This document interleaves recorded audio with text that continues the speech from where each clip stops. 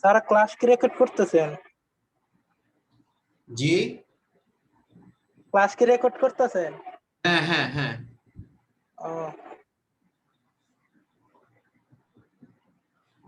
তোমাদের এই 4 নাম্বারটা বুঝতে সমস্যা না থাকলে আর খাতায় লেখা হয়ে থাকলে হাত তুলবে।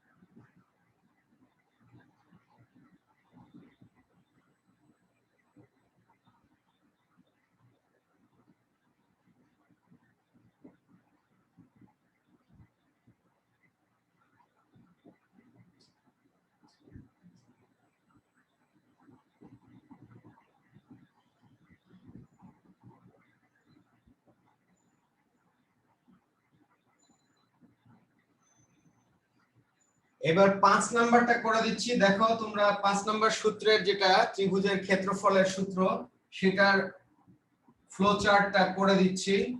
এটার সাথে অনেকটাই মিল আছে, তারপরে কিছু চেঞ্জ আছে সেগুলো করে দিচ্ছি।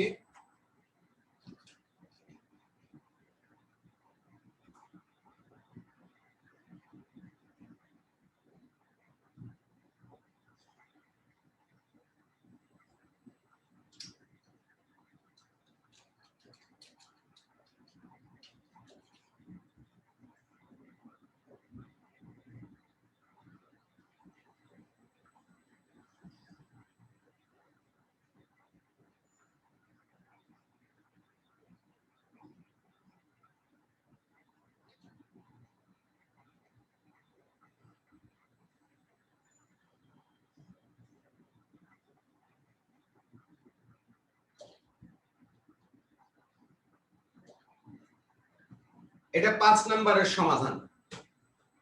বুঝতে অসুবিধা না থাকলে আর খাতায় লেখা হয়ে থাকলে হাত নামিয়ে ফেলবে।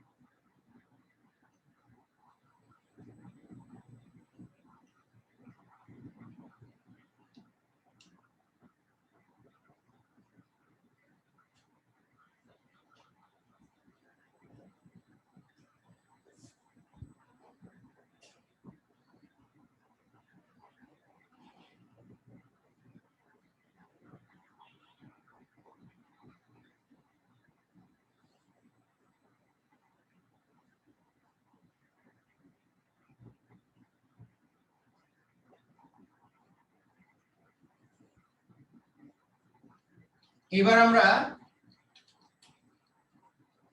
তিনটি সংখ্যার মধ্যে সবচেয়ে বড় সংখ্যা নির্ণয়ের জন্য অ্যালগরিদম এবং ফ্লোচার্ট লিখব। প্রশ্নটা হচ্ছে তিনটি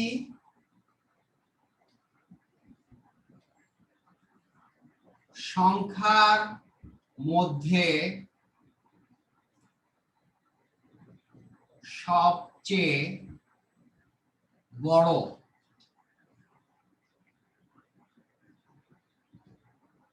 সংখ্যাটি নির্ণয়ের জন্য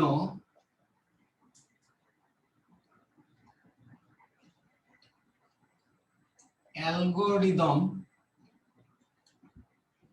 এবং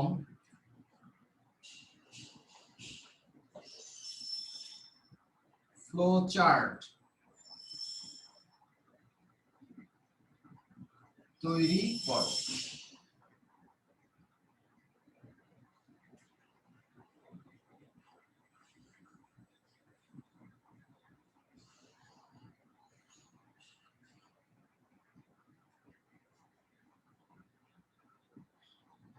প্রশ্নটা তোলা হয়ে গেলে হাত তুলবে, আমি এটা মুছে দিয়ে তারপরে সমাধান করে দিব।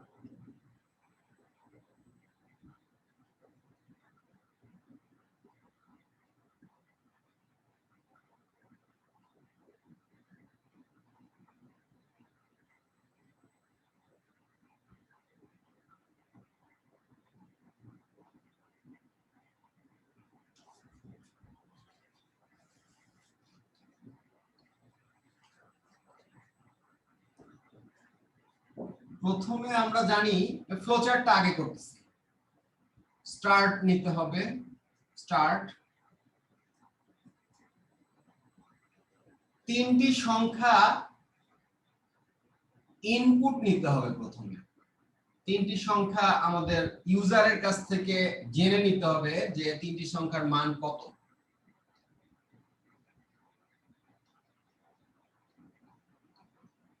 মনে করি সংখ্যা তিনটি ABC। তাহলে ABC এর মান ইউজার তার পছন্দ মতো ইচ্ছা মতো প্রয়োগ করবে। ABC এর মান পাওয়া গেলে আমরা চেক করে দেখব, ভেরিফাই করে দেখব যে প্রথমে দুইটির মধ্যে তুলনা করব। ধরি A এবং B এর মধ্যে তুলনা করা হচ্ছে। মনে করি A is greater than B। এইটা যদি আমাদের কাছ থেকে প্রশ্ন করা হয় যে যেই মান তিনটা দিয়েছে ABC এর, সেই মান তিনটার মধ্যে A B এর চেয়ে বড় কি না, এরকম যদি প্রশ্ন করা হয় তাহলে এর দুইটা উত্তর হতে পারে, ইয়েস অর নো। যদি A B এর চেয়ে বড় হয় তাহলে উত্তর হবে ইয়েস, আর যদি A B এর চেয়ে বড় না হয় তাহলে উত্তর হবে নো। তার মানে এই ডিসিশনের দুইটা উত্তর হতে পারে, দুইটা সিদ্ধান্ত হতে পারে, নির্ভর করবে A B C এর মান ইউজার কি দিয়েছে সেই মান অনুযায়ী ডিসিশন দুই রকম হতে পারে। যদি A B এর চেয়ে মান বড় হয় তাহলে ইয়েস এর দিকে যাবে, আর যদি ছোট হয় তাহলে নো এর দিকে যাবে। তার মানে এইটার ডিসিশন দুইটা হতে পারে, সিদ্ধান্ত দুইটা হতে পারে। যদি A B এর চেয়ে বড় হয় তাহলে প্রোগ্রাম ইয়েস এর দিকে আসবে, আর যদি A B এর চেয়ে বড় না হয় তাহলে প্রোগ্রাম নো এর দিকে যাবে। যে কোনো ডিসিশনের ইনপুটকৃত মান প্রয়োগ করার পরে সিদ্ধান্ত দুই রকম হতে পারে, একটা পজিটিভ একটা নেগেটিভ, একটা ধনাত্মক একটা ঋণাত্মক, একটা ট্রু একটা ফলস। ধরে নিলাম A B এর চেয়ে বড়, তাহলে আবার আরেকটা প্রশ্ন করা লাগবে যে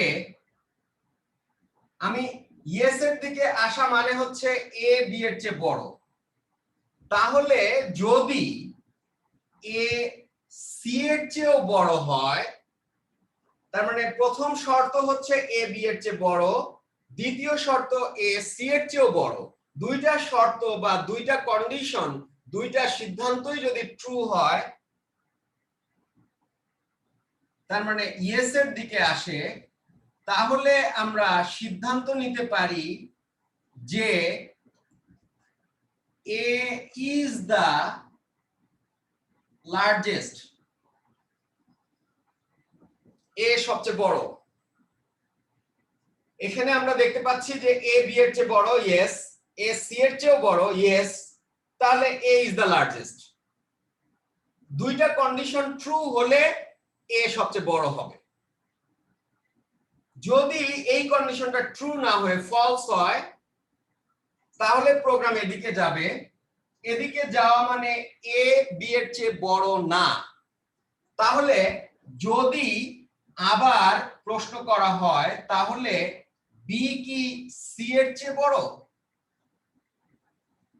এ বি এর চেয়ে বড় না আর বি সি এর চেয়ে বড়, এইটা যদি ট্রু হয়, তাহলে আমরা সিদ্ধান্ত নিতে পারি যে বি ইজ দ্য লার্জেস্ট।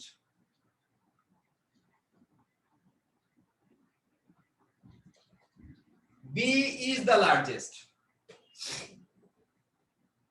এখন এইটাও যদি ট্রু না হয়, এইটাও যদি ট্রু না হয়, দুইটাই যদি ফলস হয়, তাহলে কিন্তু আমাদের সিদ্ধান্ত পরিবর্তন করতে হবে। এইটা ট্রু হলে এ বড়, এইটা ট্রু হলে বি বড়। আর দুইটাই যদি ট্রু না হয় বা দুইটার মধ্যে কোনোটাই যদি ট্রু না হয়, তাহলে আমাদের এই দুইটাকে এক জায়গায় কানেক্ট করে বলতে হবে এইটাও নো, এইটাও নো। যদি হয়, আমরা সব সময় দেখবো যে একটা ডিসিশনের দুইটা রেজাল্ট হতে পারে, ইয়েস অর নো। কোনটা হবে এটা নির্ভর করতেছে ইনপুটে ইউজার কত কত মান প্রয়োগ করেছে। এটা যেহেতু একটা প্রোগ্রামিং এর লজিক, সুতরাং কখনো এ এর মান বড় হবে, কখনো বি এর মান বড় হবে, কখনো সি এর মান বড় হবে, যখন যেই ইউজার যেই মান ইনপুট দিবে তার উপর ভিত্তি করে এখানে সিদ্ধান্তগুলো আসবে। সুতরাং এ বড় হলে এই রেজাল্টটা আউটপুটে ডিসপ্লে করে প্রোগ্রাম অফ হয়ে যাবে, বি বড় হলে এই রেজাল্টটা প্রোগ্রামে ডিসপ্লে করে প্রোগ্রাম অফ হয়ে যাবে। আর যদি এই দুইটা না হয়, তাহলে রেজাল্ট আরেকটা আসবে, সেটা হলো C is the largest.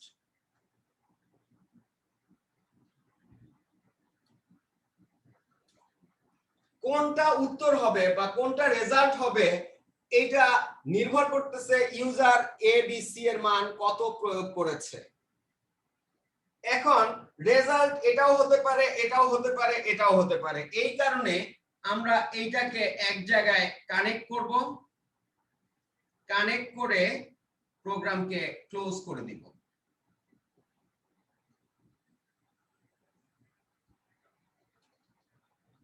And, programme শেষ। যদি বুঝতে কোনো অসুবিধা না থাকে এবং খাতায় লেখা হয়ে থাকে, তাহলে হাত তুলবে।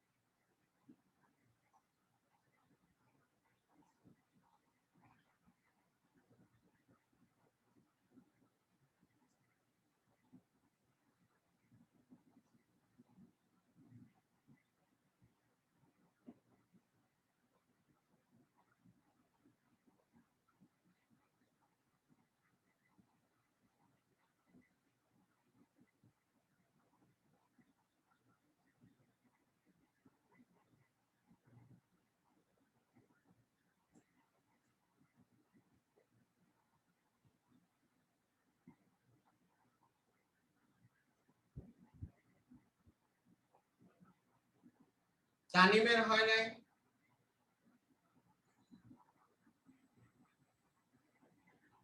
আচ্ছা, এইটাই আবার অন্যভাবে আসতে পারে যে তিনটি সংখ্যার মধ্যে সবচেয়ে ছোট সংখ্যা নির্ণয়ের ফ্লোচার্ট অঙ্কন করো।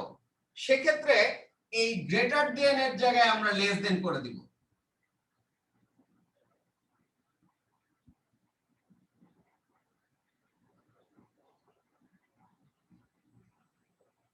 আর লার্জেস্ট এর জায়গায় স্মলেস্ট করে দিব।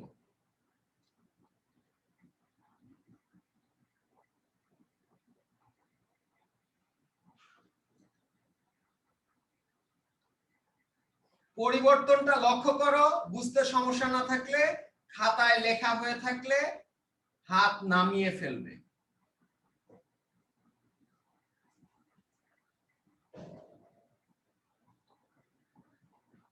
একবারে মানে দেখিয়ে দিচ্ছি, এটা মুছে আবার করতে গেলে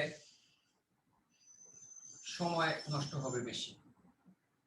স্মলেস্ট, লার্জেস্ট এর জায়গায় স্মলেস্ট, আর গ্রেটার দেন এর জায়গায় লেস দেন। এটা তিনটি সংখ্যার মধ্যে সবচেয়ে ছোট সংখ্যা নির্ণয়ের ফ্লোচার্ট অঙ্কন করা হয়েছে এখানে। খাতায় লিখে, বুঝতে সমস্যা না থাকলে, খাতায় লেখা হয়ে থাকলে হাত নামিয়ে ফেলবে।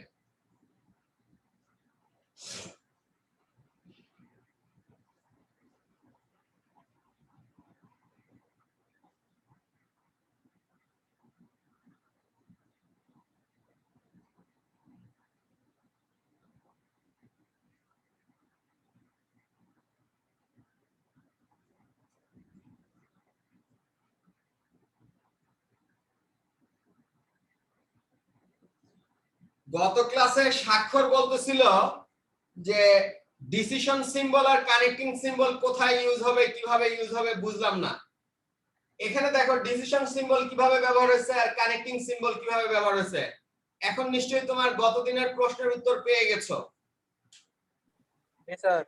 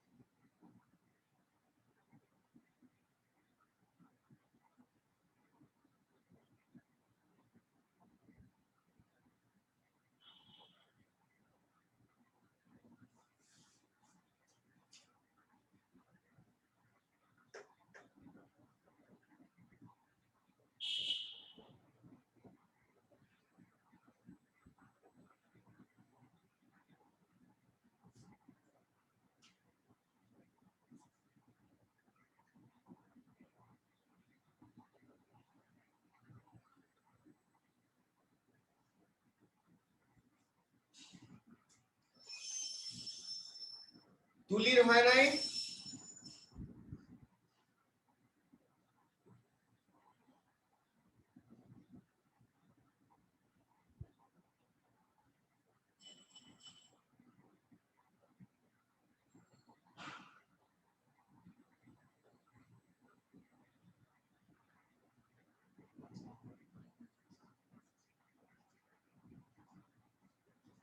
আচ্ছা, এবার আমরা প্রথমে তিনটি সংখ্যার মধ্যে সবচেয়ে বড় সংখ্যা নির্ণয়ের অ্যালগরিদমটা লিখব।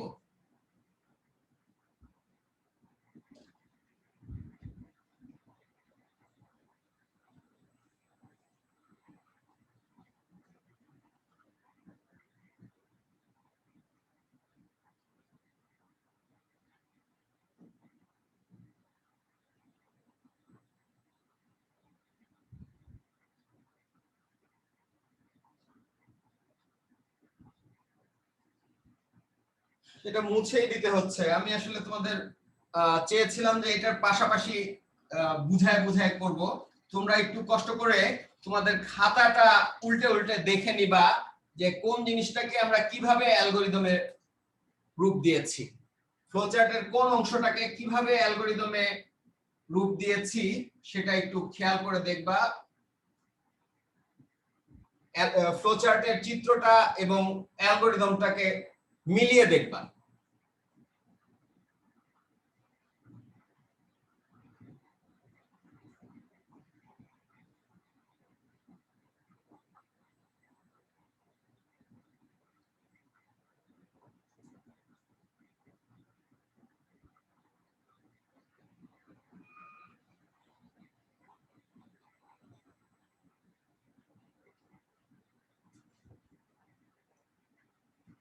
কন্ডিশনাল স্টেটমেন্টকে আমরা ইফ দ্বারা প্রকাশ করি। কন্ডিশনাল কোনো কিছুকে, সিদ্ধান্তমূলক কোনো কিছুকে অ্যালগরিদমে ইফ দিয়ে বোঝানো হয়। আর যখন কন্ডিশনালের প্রথম কন্ডিশনটা ট্রু না হয় তখন দ্বিতীয় কন্ডিশনটা রিড করতে হলে এলস ইফ ব্যবহার করা হয়।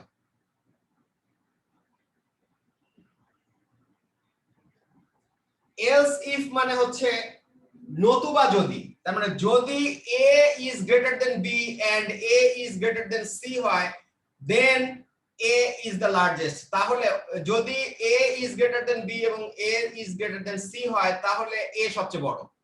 নতুবা যদি b is greater than a and b is greater than c হয় তাহলে b is the largest।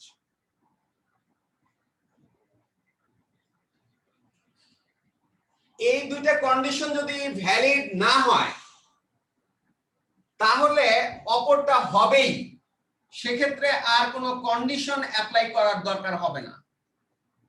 সেক্ষেত্রে আমরা বলবো এলস, নতুবা, যদি নাই, এলস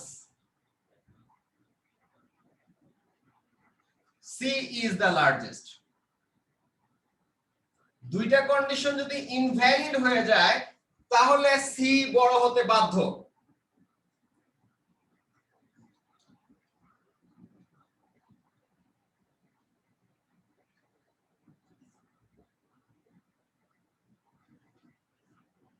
বুঝতে অসুবিধা না থাকলে আর খাতায় লেখা হয়ে থাকলে হাত তুলবে।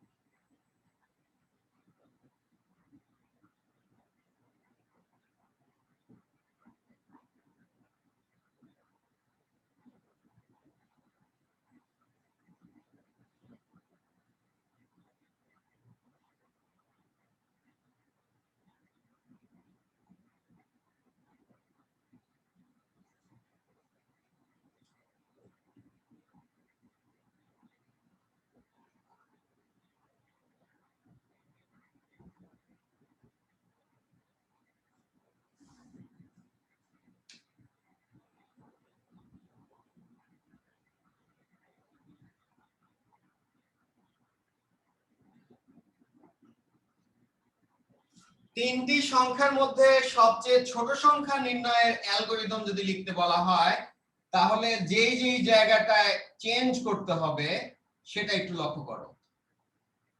তোমরা নিজেরাই পারবে যদিও, তারপরে আমি একটু দেখিয়ে দিচ্ছি।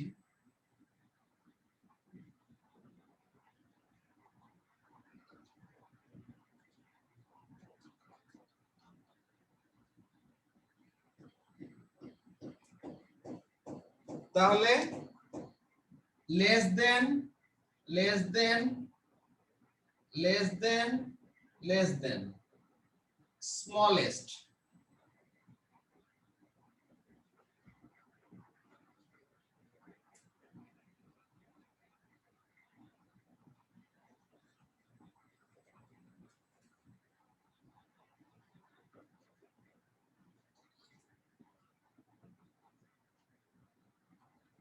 বুঝতে অসুবিধা না থাকলে আর খাতায় লেখা হয়ে থাকলে হাত নামিয়ে ফেলবে।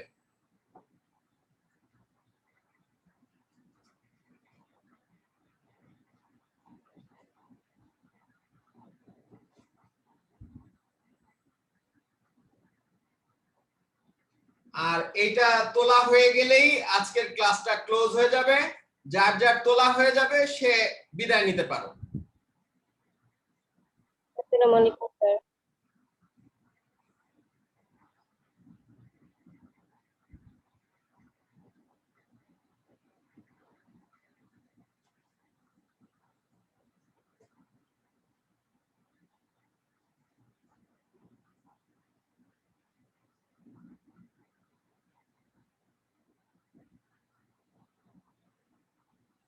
স্যার আসসালামু আলাইকুম। ওয়ালাইকুম আসসালাম।